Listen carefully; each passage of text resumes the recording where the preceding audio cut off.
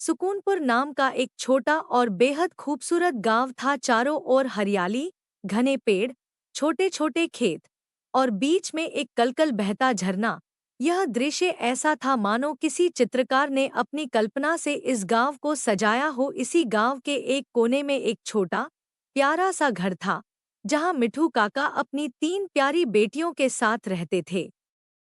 मिठू काका का नाम गांव में सभी की जुबान पर रहता था। वह छोटे कद के, गोलमटोल और हमेशा मुस्कुराते रहने वाले इंसान थे। गांव के लोग उन्हें बेहद प्यार करते थे, क्योंकि वह हमेशा दूसरों की मदद करने को तैयार रहते थे। लेकिन उनकी सबसे बड़ी दौलत थी उनकी 3 बेटियां, रुचि, परी और गुड़िया। यह चारों मिलकर गांव के सबसे खुशहाल और प्यारे परिवार के रूप में जाने जाते थे।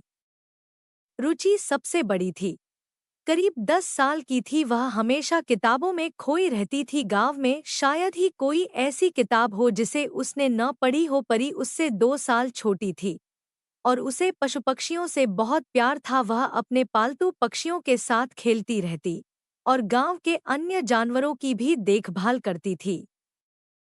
सबसे छोटी थी गुड़िया, मात्र 5 साल की। उसे मिट्टी के खिलौने बनाने का शौक था। वह अपनी छोटी छोटी उंगलियों से मिट्टी से गुड़िया, जानवर और घर बनाती और फिर उन्हें प्यार से सजाती। हर सुबह मिठू काका और उनकी बेटियां उठते ही सबसे पहले अपने छोटे बगीचे में जाते। बगीचा उनके घर के पास ही था, जहां रंगबिरंगे फूल और सब्जियां उगी थी। मिठू काका बगीचे में पानी देते, रुचि किताब लेकर पास ही बैठ जाती, परी पंछियों को दाना डालती और गुड़िया मिट्टी से कुछ न कुछ नया बनाने लग जाती। यह उनका रोज का नियम था और इसी से उनकी सुबह की शुरुआत होती थी। गांव के लोग अक्सर कहते, मिठू काका का परिवार कितना खुशहाल है, वे कभी उदास नहीं होते और हमेशा मुस्कराते रहते हैं। यह सुनकर मिठू काका की छाती गर्व से चौड़ी हो जाती और वह अपनी बेटियों की ओर देख मुस्कुराते। उनके लिए यही असली खुशी थी, अपनी बेटियों के साथ समय बिताना और उन्हें खुश देखना।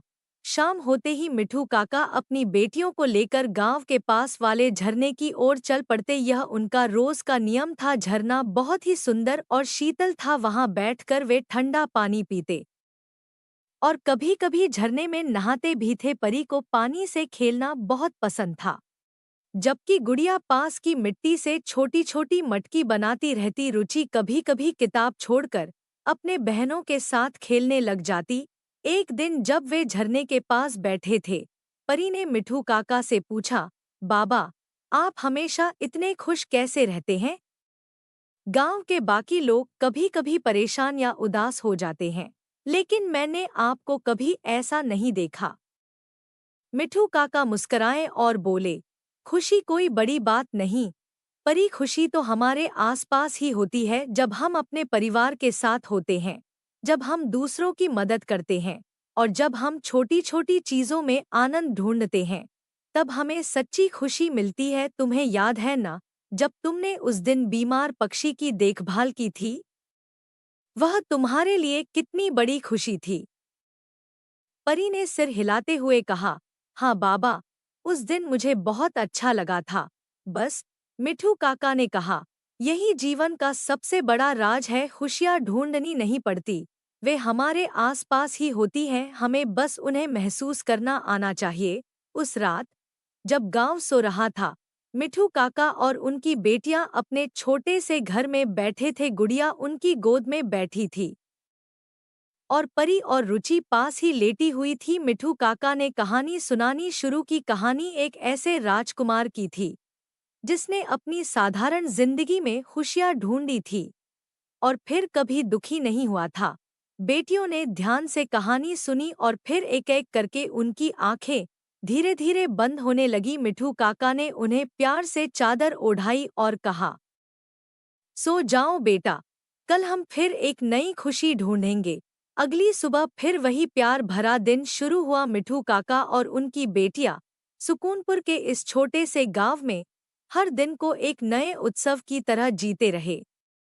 उनकी जिंदगी में न कोई बड़ी अमीरी थी, न कोई बड़े सपने, लेकिन उनके दिलों में बस प्यार और सादगी का समंदर था। जो हर दिन उन्हें खुश और संतुष्ट रखता था। इस तरह मिठू काका और उनकी बेटियां सुकूनपुर में अपनी छोटी और प्यारी दुनिया में खुशियों के साथ जीते रहे।